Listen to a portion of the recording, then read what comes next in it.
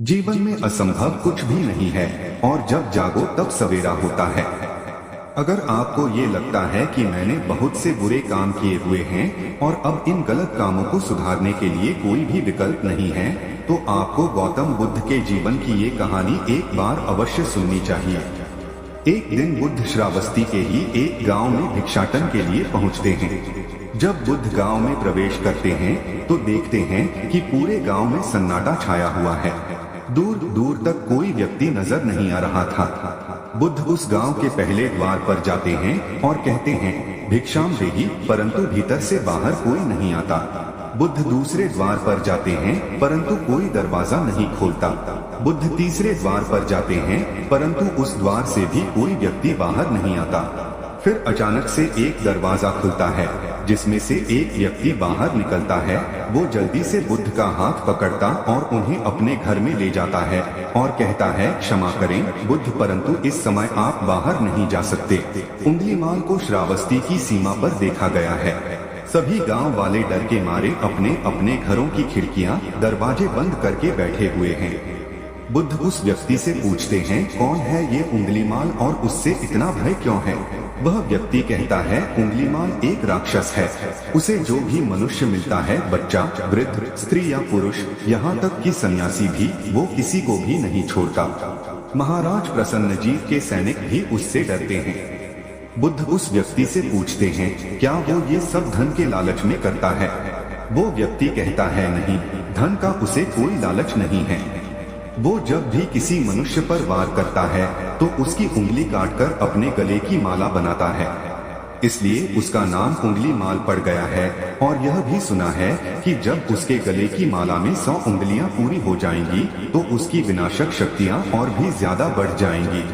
बुद्ध कहते हैं, आभार आपका, जो आपने मुझे उसके बारे में बताया।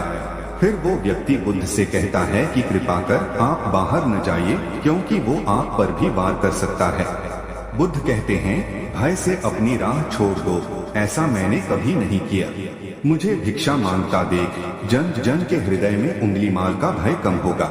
फिर वो व्यक्ति कहता है, नहीं बुद्ध, आप मत जाइए, वो बहुत ही ज्यादा खतरनाक है।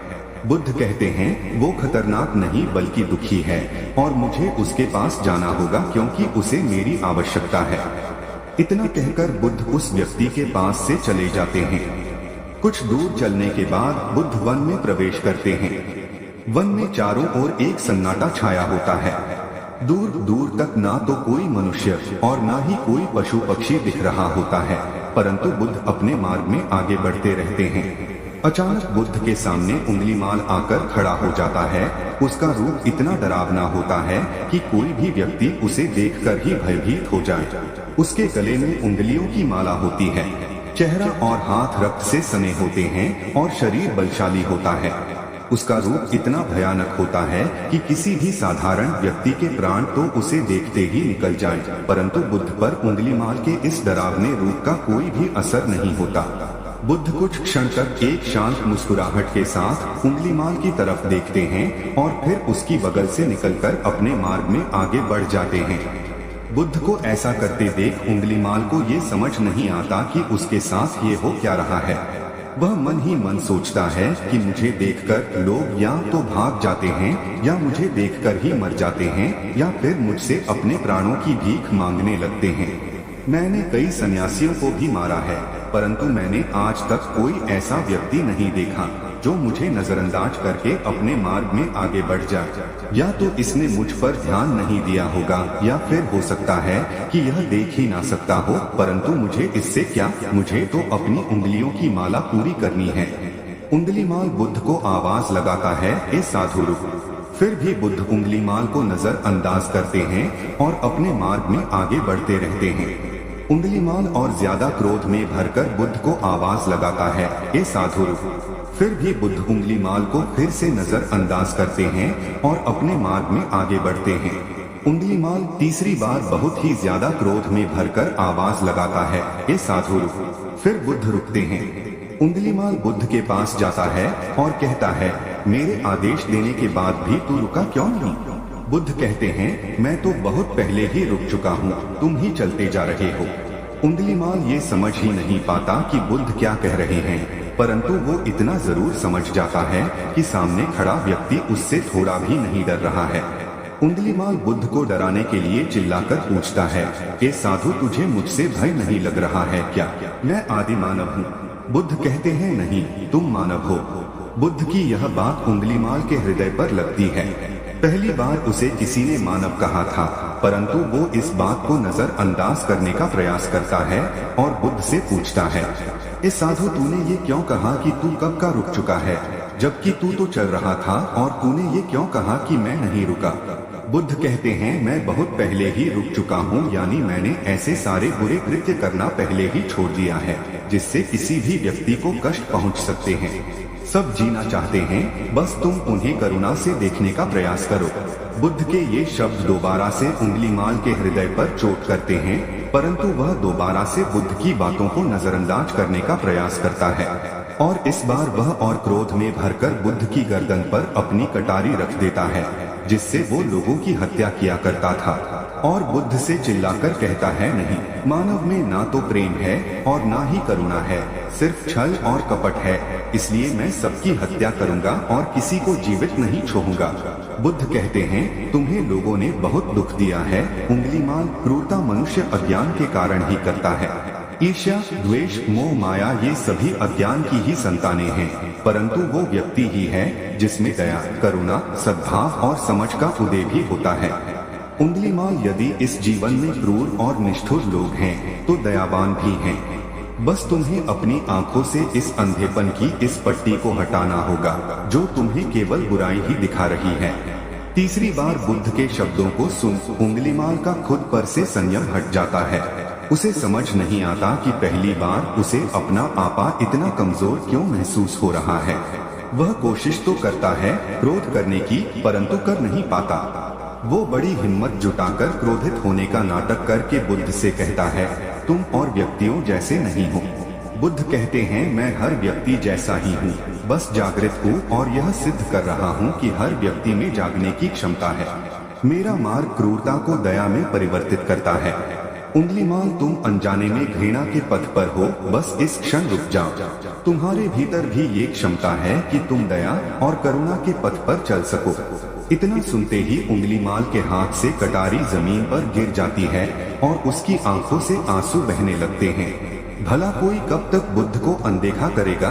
उंगलीमाल रोते हुए बुद्ध से पूछता है, क्या आप वही हैं जिन्हें लोग बुद्ध कहते हैं, जो लोगों को मुक्ति के मार्ग पर चलना सिखाते हैं? फिर बुद्ध कहते हैं कि हाँ, मैं वही हूँ और तुम्हें भी मुक्ति के मार्ग पर ले जाना चाहता हूँ। फिर उंगलीमाल कहता है, परंतु मैं अब बहुत दूर निकल गया हूँ। मैंने बहुत हत्याएं करी हैं और बहुत पाप करे हैं। मैं अब चाहकर भी वापस नहीं लौट सकता और मेरा वापस लौटना अब असंभव है। बुद्ध कहते हैं, असंभव कुछ भी नहीं, जब जागो तभी सवेरा।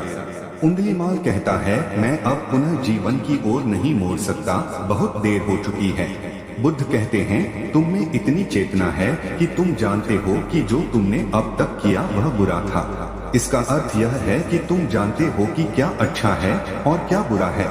उंगलीमाल, जिस दिन से तुमने अच्छा कार्य करना शुरू कर दिया, उस दिन से तुम्हारा एक नया जीवन शुरू हो जाएगा। फिर उंगलीमाल कहता है, मैं कितने भी अच्छे कार्य क्यों न कर लूं, परंतु लोग मुझे उसी दृष्टि से देखेंगे और मुझे चैन से जीने नहीं देंगे। बुद्ध कहते हैं, उंगलीमाल, यदि तुमने हिंसा का मार्ग छोड़ा तो मैं तुम्हें मार्ग दिखाऊंगा और तुम्हारा संरक्षण करूंगा और तुम्हें लोगों की घृणा से बचाऊंगा। बस पहला कदम तुम्हें ही उठाना होगा। उंगलीमाल पूछता है, क्या ये हो सकता है? बुद्ध कहते हैं, अवश्य हो सकता है। तुम में असामान्य बुद्धि है उंगलीमाल, तुम परम सत्य के पथ पर बहुत आगे जाओगे। उंगलीमाल रोते हुए बुद्ध के चरणों में गिर पड़ता है और कहता है, मैं आपको वचन देता हूँ कि मैं सारे बुरे कृत्य करना छोड़ दूंगा और आपके पीछे करुणा के पथ पर चलना सीखूंगा। कृपा कर आप मुझे अपना शिष्य बना लीजिए। बुद्ध कहते हैं, मैं किसी को अपना शिष्य नहीं बनाता, बल्कि व्यक्ति स्वयं मेरे संग से जुड़ता है। उंगलीमाल उसी समय बुद्ध का भिक्षु बन जाता है। बुद्ध का भिक्षु बनने के बाद उसका नाम अहिंसक पड़ जाता है। फिर बुद्ध ने जैसा उसका नाम रखा था और वो ठीक वैसा ही वह बन चुका था। जब अहिंसक प्रथम बार अन्य भिक्षुओं के साथ एक गांव में भिक्षाटन के लिए जाता है तो गांव के कुछ लोग उससे बदला लेने के लिए उसे लाठी डंडों से पीटने लगते हैं। जब ये बात बुद्ध को पता चलती है तो वे तुरंत उसे बचाने के लिए उसके पास पहुंचते हैं और अपने शरीर को उन लाठी डंडों के बीच में ले आते हैं जो अहिंसक को पड़ रहे थे। बुद्ध को देखकर वे गांव वाले डंडे और पत्थर मारना बंद कर देते हैं। सभी लोग बुद्ध से कहते हैं, बुद्ध क्यों आप इस हत्यारे उंगलीमाल की रक्षा कर रहे हैं? न जाने कितने लोगों की जानें ली हुई हैं इसने। बुद्ध कहते हैं, अब यह उंगलीमाल नहीं है बल्कि इसका नाम अब अहिंसक है। अब यह आपकी ही तरह एक मानव है। वे गांव वाले कहते हैं, ऐसा आदमी कभी नहीं बदल सकता। बुद्ध कहते हैं, यह बदल चुका है, बस आप सब लोग इसे अपनी पुरानी दृष्टि से देख रहे हैं। यदि यह उंगलीमाल होता तो क्या आप में से किसी में भी इतना साहस या बल होता कि कोई इसे एक उंगली भी लगा सके? ये आपका हर बार खाता रहा और क्या इसने आप पर कभी पलटकर वार किया? नहीं ना। क्या ये परिवर्तन आपको नहीं दिखा? आज इसने अपना लहू बहा से अपने सारे बुरे कृत्य धो डाले हैं। आप लोगों के द्वारा इतनी मार खाने के बाद भी इसकी आंखों में आपके लिए क्रोध नहीं है। क्या यह बदलाव आपको नहीं दिख रहा है? यह तो बदल गया, परंतु आप कब बदलोगे? इतने में ही उन गांव वालों में से एक स्त्री कहती है, यह परिवर्तन मैंने स्वयं देखा है। वो स्त्री गांव वालों से कहती है, आप में से कौन ऐसा है जो दूसरों के दुख में दुखी हो, दूसरों की पीड़ा सहन ना हो तो उसे हर प्रकार की सहायता प्रदान करे, और ऐसा इस भिक्षु ने किया है। 2 दिन पहले एक व्यापारी अपनी पत्नी को लेकर जा रहा था और उसकी पत्नी प्रसव पीड़ा से व्याकुल थी। तब मैं पास से ही गुजर रही थी, इसलिए मैं भी दौड़ी दौड़ी गई। उस स्त्री की पीड़ा बढ़ती ही जा रही थी। घना जंगल होने के कारण उसे कहीं ले जाया भी नहीं जा सकता था। तभी यह भिक्षु वहां पहुंचा और इसने मुझसे पूछा कि क्या हुआ बहन? मैंने इसे बताया कि यह स्त्री प्रसव पीड़ा में है और इस घने वन में हम कुछ कर भी नहीं पा रहे हैं। कब तक यह कष्ट भोगेगी? कहीं इसके और इसके बच्चे के प्राण ना चले जाएं। फिर इस भिक्षु ने मुझसे कहा कि ऐसा नहीं होगा, मैं अभी अपने गुरु के पास जाऊंगा, वे अवश्य ही कोई मार्ग दिखाएंगे। इतना कहकर ये भिक्षु दौड़कर वहां से चला गया। बुद्ध कहते हैं कि फिर व्यथित हो अहिंसक मेरे समक्ष आया और मेरे पैरों में गिरकर मुझसे कहने लगा, बुद्ध एक स्त्री गहन प्रसव पीड़ा में है और उसकी पीड़ा बढ़ती ही जा रही है, कहीं माँ और बच्चे को कुछ हो न जाए। ये सब सुनकर बुद्ध ने कहा कि दौड़कर जाओ और उससे कहो, बहन जिस दिन से मेरा जन्म हुआ है मैंने जानबूझकर किसी भी प्राणी को कष्ट नहीं पहुंचाया है। मेरे सत्कर्म तुम्हारा सुरक्षा कवच बने और आपकी और आपके शिशु की रक्षा करे। अहिंसक ने मुझसे कहा, परंतु यह तो असत्य होगा बुद्ध। सत्य तो यह है कि मैंने आज तक बहुत से प्राणियों को कष्ट पहुंचाया है। यदि मैंने ऐसा कहा तो वे माता और शिशु उसी क्षण प्राण त्याग देंगे। फिर बुद्ध ने कहा, तो तुरंत जाओ और उस स्त्री से कहो, बहन जिस दिन से मेरा एक नया जन्म हुआ है मैंने सभी बुरे कृत्यों को त्यागा है और उस दिन से मैंने किसी भी प्राणी को कष्ट नहीं पहुंचाया है और मेरे सत्कर्म आपका सुरक्षा कवच बने और आपकी और आपके शिशु की रक्षा करे। फिर अहिंसक ने बुद्ध से पूछा कि क्या मेरे सत्कर्म उन्हें बचा लेंगे? बुद्ध ने कहा कि अवश्य यह तुम्हारी अपनी कमाई है, या तो तुम इसे अपने लिए बचा कर रखो या फिर किसी पराये पर खर्च कर दो। अपने कमाए सत्कर्म को किसी पराये पर न्योछावर करने से पहले अहिंसक ने एक क्षण नहीं सोचा और वो उसी समय उस स्त्री और उसके शिशु की जान बचाने के लिए वहां चला आया। वह स्त्री कहती है कि हाँ, यह भिक्षु दौड़कर वहां आया और अभी भी वो स्त्री गहन पीड़ा से जूझ रही थी। इसने अपने दोनों हाथ जोड़े और आंखें बंद करके कहने लगा, बहन जिस क्षण से मैं भिक्षु बना हूँ उस क्षण के बाद मैंने कोई भी ऐसा कृत्य नहीं किया जिससे कि किसी भी प्राणी को कष्ट पहुँचे। मेरे सत्कर्म आपके लिए सुरक्षा कवच बने, आपकी और आपके शिशु की रक्षा करें। और इतना कहते ही उस स्त्री ने अपने बच्चे को जन्म दे दिया। फिर बुद्ध कहते हैं कि दूसरों के दुख से दुखी होने वाला यह व्यक्ति अहिंसक कैसे किसी को दुख दे सकता है? यदि ये भिक्षु मन का सच्चा ना होता तो वह स्त्री कब के अपने प्राण त्याग चुकी होती। फिर अहिंसक ने बुद्ध से कहा है कि इन्हें मत रोकिए बुद्ध, इन्हें मारने दीजिए और तब तक मारने दीजिए जब तक कि इनके मन का क्रोध शांत ना हो जाए। फिर बुद्ध अहिंसक से कहते हैं, कर्म और गुणों के भंडार हो तुम। आज तुमने अपने नाम अहिंसक को सिद्ध कर दिया है। बुद्ध और उस स्त्री की बात सुन वे सभी गांव वाले कहते हैं, आप सही कह रहे हैं बुद्ध, अहिंसक बदल चुका है और हमसे ही देखने में भूल हो गई थी।